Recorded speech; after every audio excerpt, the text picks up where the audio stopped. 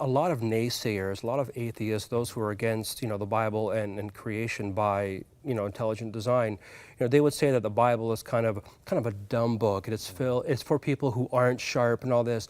But here you are, a detective, and the opposite attracted you. It was the intellectualism of Jesus that Yes. attracted you. That's Yeah, a because first for me. a lot of what he talked about is so countercultural and counterintuitive, right? This idea of loving those who hate you, of turning the other cheek, the kinds of things that I would have said as an atheist were provocative. And even as an atheist, I would have said these are high values that I would want for my kids to embrace, that I would want my culture to embrace, but what are they really grounded in? Could my atheism get me there? And I would have said that yes, I think that non-believers can live very moral lives. I would have said I was living, of course, I'm the judge of that, right, as an atheist.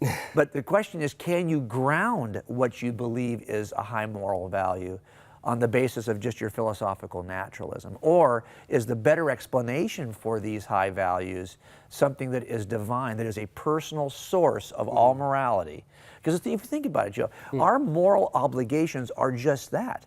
They're moral obligations. And I am not morally obligated to my police car, but I am morally obligated to my partner. I'm not morally obligated to the laws of physics.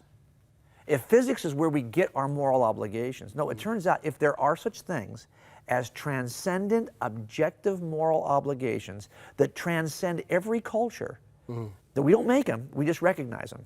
They transcend every point in history. Even if there's a Star Trek universe, okay, these moral obligations apply not just to humans, but to Klingons and Romulans, okay?